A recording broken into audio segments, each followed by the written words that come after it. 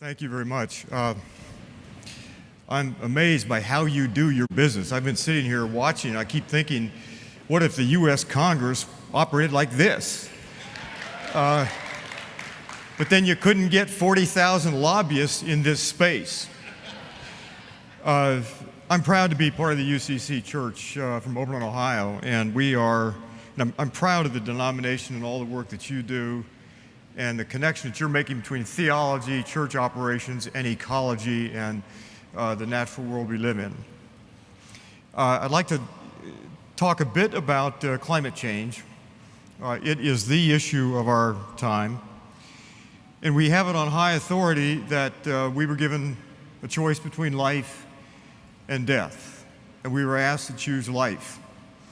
But there's no one in this room or any room around the planet looking at the trends without being overly pessimistic or overly dramatic. There's no one that could say that, in fact, we have chosen life. To the contrary, if you run the film of this time fast forward, there are none of the numbers that support that particular idea or that choice. So I want to talk about climate change, and I want to talk about our obligation as a church and how do we extend that. The numbers are roughly these. How many of you know that curve? Let me just see a show of hands. Maybe 20%? You know, if I showed a picture of, let's say, the Coke banner or the McDonald's M or the Nike swoosh, everybody around the world knows those numbers or knows those curves. But in this case, most people don't know this. I once had those 4 curves on a screen, and I said to the audience, you know, one of those can kill you. And somebody yelled out from the audience, says, no, 3 of them can kill you.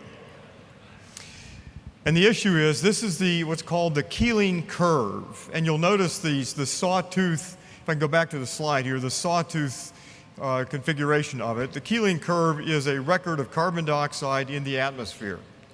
And David Keeling went to Mauna Loa in the Hawaiian chain in 1958 to measure carbon dioxide, and it was 315 parts per million, as many of you know, in 1958.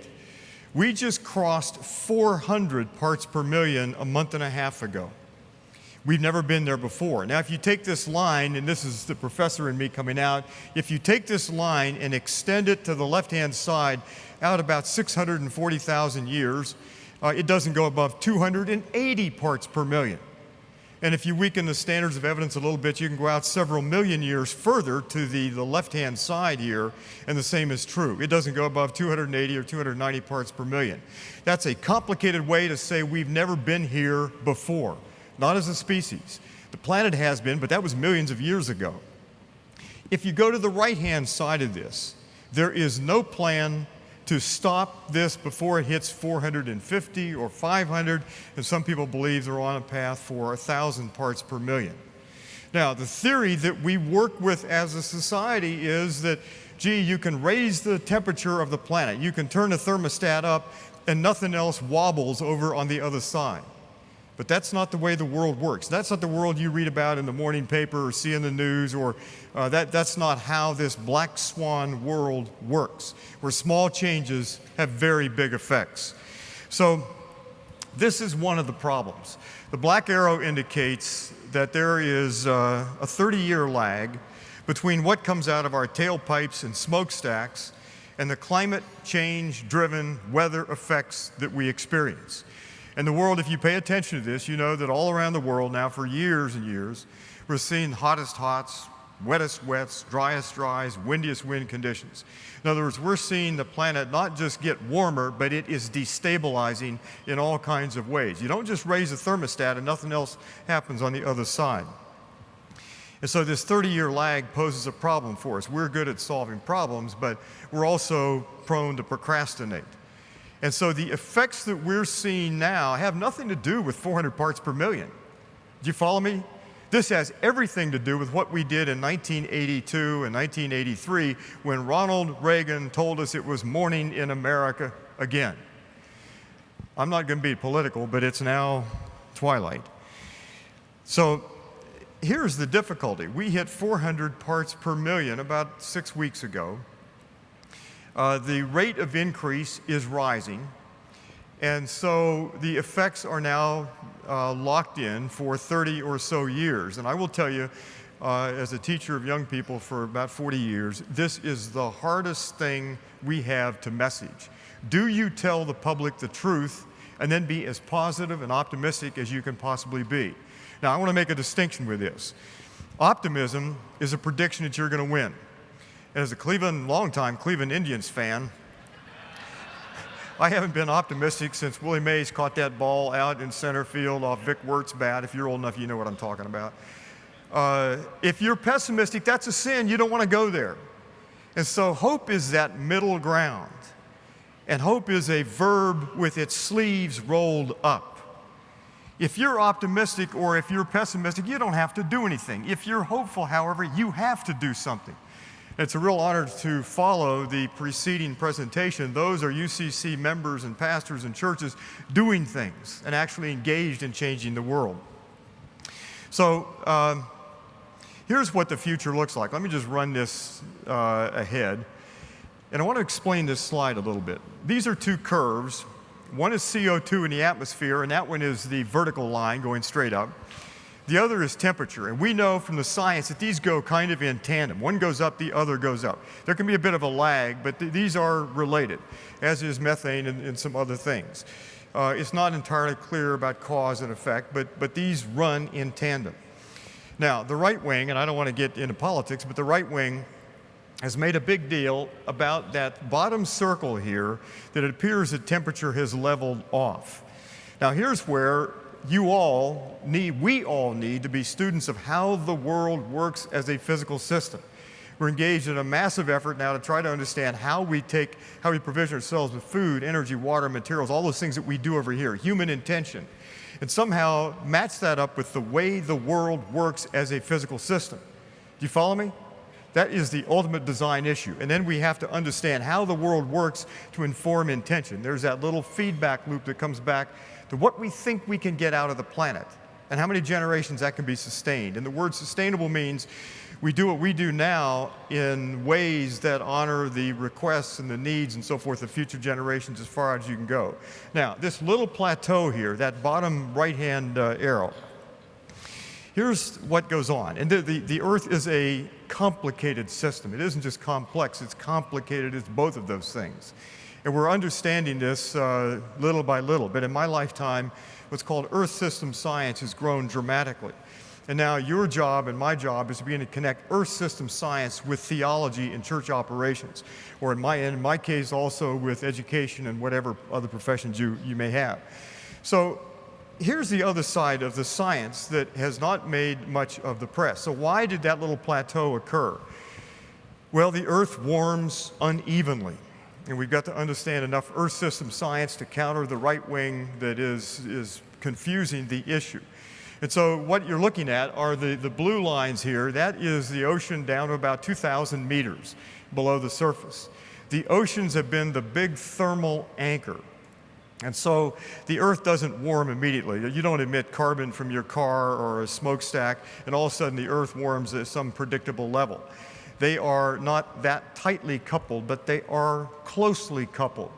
And so we're looking at the oceans warming, and once the oceans warm and when they acidify, and so the warming and acidification where they do not absorb carbon, then we'll see a large spike in temperature. And there are some signs that that in fact is beginning to occur. Do you follow what I'm saying here? Now, I don't want to get into all the wonky science, but we have to, as church members and as followers of Christ, we have to, and people who profess to care for the creation, we have to understand how the creation works and how human actions affect the creation. So that's one issue. So this is a report taken, and the numbers here don't matter. It's the colors that matter on this. This is taken from an International Energy Agency report. This is not a radical group. They tend to be very understated. But this is the world we're looking at, where all the land in red in the lower portion of those maps, that is land now that will go through extreme warming, and that will begin to occur almost immediately. We're seeing land temperatures begin to rise, but that's a world that goes to 2 degrees or 4 degrees centigrade, perhaps even higher. Now, it wasn't long ago, if you follow the science, that we were told that 2 degrees centigrade warming was the ultimate that we could have. Beyond that, all bets are off. And yet we're already at around 0.9 degrees centigrade. We are locked into probably another, as your resolution said that you dealt with 2 days ago, said we're probably locked into another 0.4 to 1.2 degree warming. No one knows exactly, but we're already given that lag. We're already locked into a substantial warming. So this is the future that we're going to live in. Now, this is hard for us to take. Can all of you read that in the back? Can you all read this? The point of this slide, this comes from David Archer, and I don't like to use PowerPoint like this, but this is an important point. I want to make it. Once we've changed atmospheric chemistry, the change tends to be permanent. It's the way we measure time. So once we've emitted carbon to the atmosphere, and this gives us a sense of urgency that is quite extraordinary. Once we've changed atmospheric chemistry, carbon tends to stay in the atmosphere a long time. I'm about to get on a plane to fly back to Cleveland. A quarter of the carbon that I'll release or be released on my behalf by that aircraft will still be in the atmosphere something like 1,000 years from now. And so once we've changed atmospheric chemistry, this is a long-term change. Now, take a deep breath. How do we say this to our fellow parishioners and congregation members and our students and other people around? This is the toughest messaging problem I've ever seen and that I could ever imagine. Do you tell people the truth and then take the risk of paralyzing them, or do you soft pedal this and describe this as a, quote, solvable problem? Now, if you've got a broken carburetor on a Chevy or Ford pickup truck, that's a solvable problem. And Americans are good at solving problems. This is not solvable in the same sense. So what do we tell people? And the one thing I would say is remain hopeful, do everything that you can where you are in every way possible, but don't be locked in to despair. But there is a different world coming. Bill McKibben's last book calls it Earth, E-A-A-R-T-H. Somebody was saying 20 years ago that we've now gone from the Holocene, the only paradise humans have ever known, to the Anthropocene, an era when we're the drivers of the planet. But what David Archer is saying here, and the science, is simply that once carbon is in the atmosphere, you change the atmospheric chemistry for a long time. This is no longer the atmosphere that we knew for the past 10 or 20,000 years or throughout the entire career of humans on Earth. And so climate change, when people talk about what climate change is, it isn't just global warming. This is planetary destabilization. When people say, well, gee, I don't believe in climate change. Now, if they say, look, I don't believe in Jesus or Moses or Buddha, that's climate. Or pardon me, that's belief. But if they say, I don't believe in climate change, that's just physics and chemistry. And no one tells you much, I doubt it, that, gee, I don't believe in the laws of gravity. And if they do, there are some pretty definitive tests. Come to the top of the building with me. Let's check it out. You jump first. So this isn't a matter of belief. This is simply a matter of science. And we're learning the science as we speak. Thirdly, this isn't an isolated problem. This is symptomatic, and call our carbon sins, but this is symptomatic of something much deeper. It isn't just a solvable problem in that sense. It's a matter of a lots more that the church deals with, and it is paradoxical in most ways that you could think of. Fourth, this isn't really controversial. If you poll scientists, 98, 99% will say, yes, this is right. And the theory is well known to be true. Put heat-trapping gases in the atmosphere, you trap heat. If you put a great deal of heat-trapping gases in the atmosphere, you trap a lot of heat. The science is at that level fairly simple. It gets a lot more complicated below that. But this isn't really controversial. Now, think about how we deal with risk. If I told you that you can get in this car and you can drive over to the mall, but the odds of a fatal accident in that car while you're in it are 50-50, you wouldn't get in the car. But now we're being told that if we can keep carbon below 450 parts per million in the atmosphere, we have a 50-50 chance, maybe, of avoiding a 2 degree centigrade warming. But 2 degrees, remember, that's the threshold. That's the guardrail between us and possible catastrophe. So this is a real issue. And then finally, from David Archer's slide just a moment ago, this is a long-term problem, not a short-term problem. And it means we're going to have to discover the roots and the wherewithal to have stamina and to stay with this. This won't be solved by the election of another president or in 10 years or 20 years. There's no technology known that can solve the problem of carbon in the atmosphere. And that's a whole other issue we don't need to get into here. And so this is the story. The consensus on climate change is virtually unanimous. It's coming at us faster. It will last longer. It will cover the whole planet. And it is the toughest issue humans will ever face. And you think about the role that we live much better because we were able to exploit carbon-based fuels. And now we have to make a very fast transition from that. Now, I want to deviate a little bit. You can't read that slide, but what the slide shows down at way at the bottom here is the first warning we got about climate change and carbon in the atmosphere. And Svante Arrhenius, a Swedish scientist, began to do these very complicated calculations about carbon and its effect on temperature on the planet, and he got it pretty close to right. He was doing this by hand. We now do this in a matter of milliseconds with a computer, but Arrhenius' calculations were pretty much dead on the money. Then you come up that line, and on the right-hand side in yellow are the carbon levels, the CO2 levels in the atmosphere at the time those warnings were given. So you get to the very top of the line, 400 parts per million. And so the question is, I think, why were we so dense to warning? Nicole Krauss, in a little book called The Nature of Love, or probably The History of Love, in describing a Polish village prior to World War II, said there were warnings of unfathomable things. And because we couldn't fathom them, we didn't believe them until it was too late and we had no choice. That's one way to describe this. This is the cartoonist way Tom Tolles of saying the same thing. You know the old story about the frog in a pot of hot water, and the frog, theoretically, I've never done the experiment. Have any of you done the experiment with boiling water and frogs?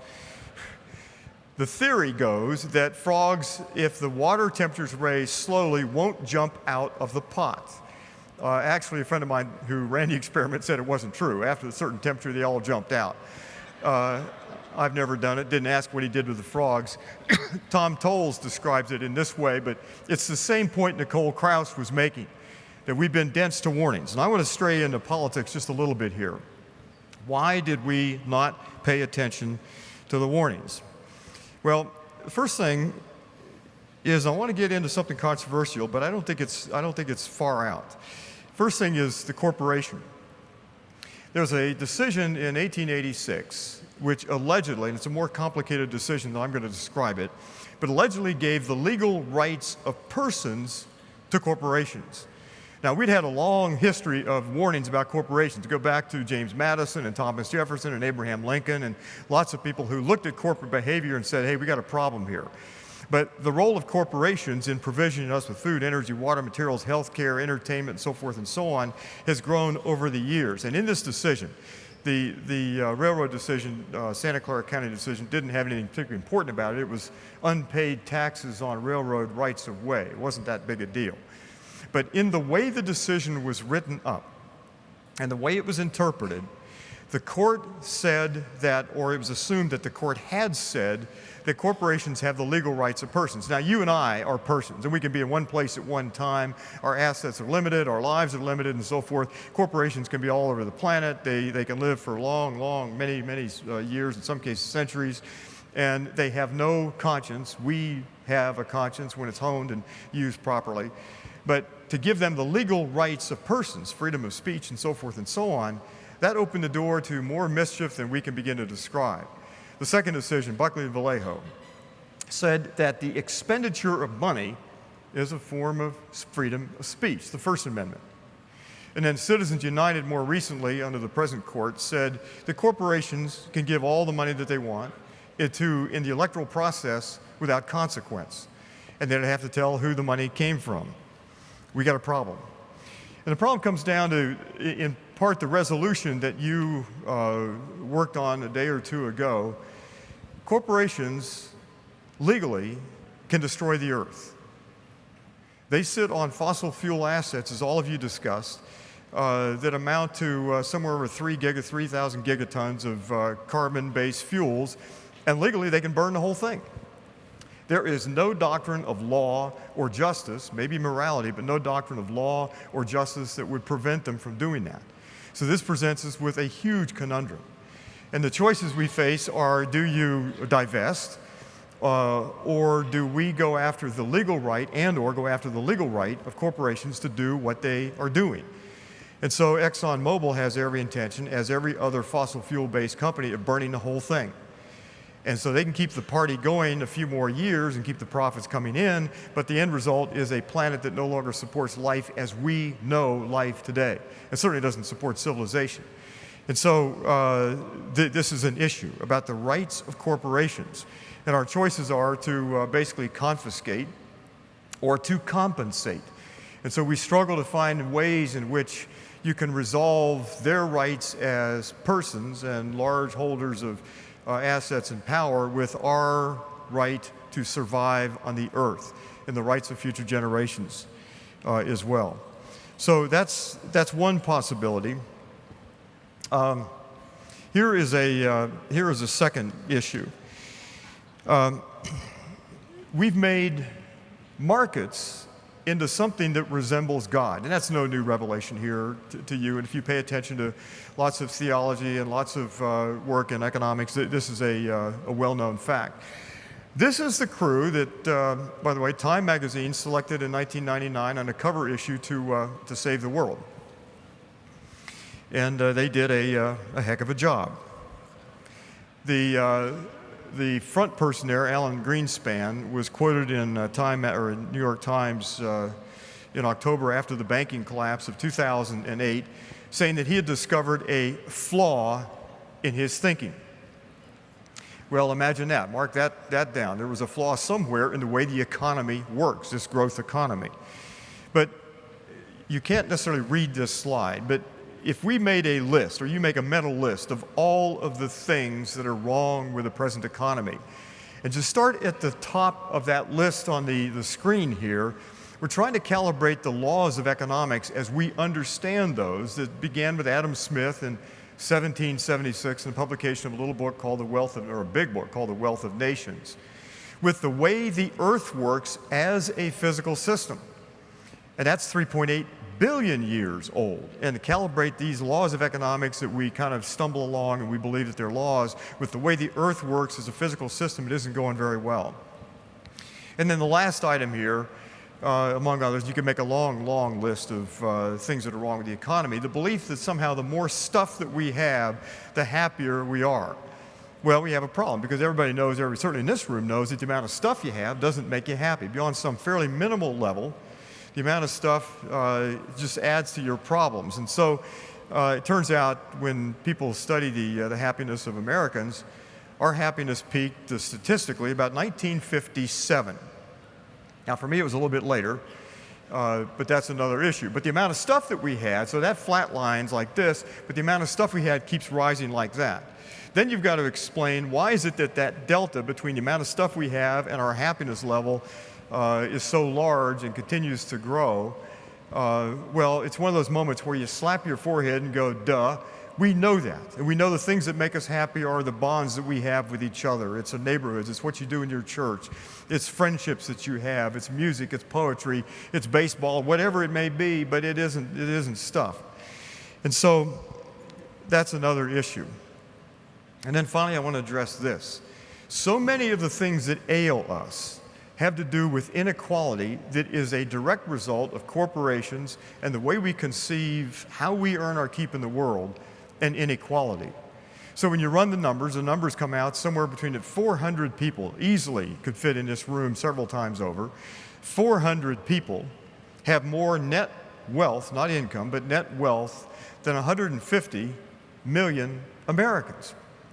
And we wonder why we don't have money for the things that cause us to rebuild our communities, and our transportation system and our educational system, and why you struggle to fund young people that want to go into the pastorate. Well, there's no mystery here. Money has migrated to the top. The middle class in American society is sliding down. And so when you ask, why were we dense to warnings about climate change? Why the first warning given to a U.S. president was 1965. This is now 2013. We still do not have a de jure, a legal climate policy. So no particular mystery. Let me go on to say a few things about what we ought to do. George Orwell. If you haven't read George Orwell recently, pull him out off the shelf. If you've never read him, go to a bookstore, buy 1984, and read George Orwell. And Orwell said when you want to corrupt a society, basically what you do is corrupt its language first. You destroy its sense of meanings and the integrity of words. Let me give you a couple of words. How was it that patriotism got so crippled and confined to a small set of behaviors, mostly having to do with guns and violence? How did that happen? How did we become patriots? By consuming. How did that happen? Or take the word conservatism, a good word, and the next slide has Edmund Burke, the founder of modern conservatism. How did conservatism lose its interest in actually conserving things and life that supported life? How did conservatism become so concerned about conserving the rules of the game by which the rich prosper and other people fail? How is it that liberalism, that meant a broad approach to life, an openness to life, how did that become a dirty word? Do you remember, if you're old enough, the debate with 19 with George Bush and Michael Dukakis? And George Bush Sr. accused Michael Dukakis of being a liberal. And time kind of hung in the balance for just a moment. You wanted Michael Dukakis to say, yeah, I'm a liberal, and so are you. And here's why I'm a liberal. And here's what this does for the country. And I'll show a slide in just a moment that explains why I think liberalism is a good thing. Or politics. How was it that politics became a dirty word? Huh? Politics is where you and I conduct the public business. How did that become a dirty word? It's markets on one hand are where you and I say I and me and mine. Politics is where we say we and us. And we go through the process of adjudicating lots of complicated sorts of things. But how was it that politics became a dirty word? Or government. Government is the institutions that we create to actually conduct the public business. And I know people in government service who are good people and they're good citizens and so forth. Can government become a problem? Well, yeah, but the UCC can become a problem. Oberlin College can become a problem. Every organization can become a problem. But when there are problems, you fix them and you reform them and you open the doors. You make them transparent. How is it public service became so demeaned and only worked in the markets and so forth? How is it that rights were separated from responsibilities? And then the last thing here, taxation, starting here in California. How did taxes become a dirty word? Oliver Wendell Holmes once told us that taxes were the price we pay for civilization. And they're a good thing as long as they're assessed fairly and they're put to good purposes that otherwise can't be achieved in markets. Taxes aren't a bad thing. But when you skew them and you allow corporations to get by without paying a fair share or any taxes at all, that's the problem. It isn't taxes, it's how they're assessed.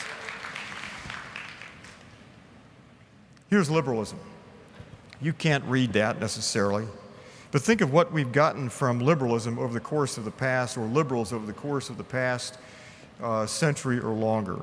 Public education, child labor laws, 8-hour workdays, Social Security, women's rights, civil rights, clean air, international law, peace movements, and so forth. You can make a much longer list than I have on the screen. Liberalism is a good word. It is not a word to be ashamed of. It is our instinct to push for justice. But then so is conservatism. And if you think about the way these words work, they're flip sides of the same coin. Anybody's going to be a liberal on some issues at some time, and on other issues you're going to be conservative. And as old as I am, that changes over your life. You go from being a liberal on some issues when you're 18 or a conservative, and you'll change your opinion, and the opinion's we're complicated creatures. It's called thinking citizens. And so we will change opinions, and we change opinions as we're able to engage each other. Now, Edmund Burke is on the screen. Edmund Burke wrote a little book called the Reflections on the Revolution in France. Came out in 1790 as a product of the French Revolution. And in that, and in the quote here, Burke describes as a good conservative that conservatives stand midway between a distant past and a distant future. They were obliged to honor the lives and the opinions and wishes and accomplishments of people that came before them. But then they were obliged to send the things on, this what he called an entailed inheritance, to the future generations. Now, if Burke were alive here today as a conservative, he would say that one of the things that you pass on isn't just religion and customs and laws, but it's also a decent planet on which religion, customs, laws depend. He would be for taking instant climate action because that is a conservative thing to do. It's the right thing to do. So we're not just liberals or conservatives, we're a little bit of both, but some people have a good thing going by dividing us and calling you ultimately a liberal or a conservative and keeping you apart. We've got to come together. This isn't a matter of right and left, liberal versus conservative. This is a matter of us versus or with future generations. So take back our language. Now, I want to close. A UCC member, I can't remember his name now, but he said something just recently about invest and divest. Did you watch the tail end of President Obama's speech? Invest in those things that support life. Divest in all those things that don't support life or place it in jeopardy altogether. This is that choice that we face. And this is the choice that all of us face. So I applaud your efforts on this. And this is a matter of utmost importance. And then, secondly, why not begin to develop UCC, the first body, religious body on earth to say that we're going to be net zero by 2030. Put a date on the clock and say we will as a congregation. Some will make it, some won't, some will overexceed, but of all the churches, UCC churches, let's be the first net carbon zero or carbon positive denomination or church segment in the world. Let's lead. That's the UCC tradition. And if you ask, is that possible to do? The answer is certainly yes. In Little Oberlin, Ohio, a little city of 10,000, 35 miles from downtown Cleveland, our electric supply for the municipality will be over 90% carbon-free this year. We deployed a 3-megawatt solar array last fall. We're working with energy efficiency throughout the whole community. We're forming a company that deals with solarization and weatherization and energy efficiency in low-income neighborhoods and all the way through the community. We can do these things. This isn't a matter of technology. It's not even a matter of economics. It's a matter now of leadership. And the UCC Church is a leadership institution, and all of you are as well. This is the challenge. And I put this slide here just to point out something. If you took all the fossil fuels, we burn, by the way, about 4 cubic miles of fossil fuels every year. But if you put all the fossil fuels that were on the planet when we first emerged as a species, the sunshine that hits the planet in 13 days is a larger amount. We could provide the entire energy for the planet with only a few minutes of sunshine that hit every part of the earth. This isn't a technological impossibility any longer. If you say, can you power buildings, churches, and schools, and so forth entirely by sunshine, the answer is yes, we can. If you say, is it affordable? Yes, it is. Is it the right thing to do? Absolutely. So I want to end with a couple of thoughts. This is Martin Luther King. This is a speech that he gave, the famous Fierce Urgency of Now talk just before he was assassinated. He said in the speech, there's such a thing as being too late. Procrastination is the thief of time. Life often leaves us standing bare and naked. and dejected with a lost opportunity. The tiding affairs of man does not remain at the flood, it ebbs. We may cry out desperately for a time to pause in her passage, but time is deaf to every plea and rushes on. Over the bleached bones and jumbled residue of numerous civilizations are written the pathetic words, too late. We can't be too late. Our mandate, yours and mine, and this civilization and all caring people, is to choose life and to understand what that means. Thank all of you for doing what you do to choose life. Thank you, UCC.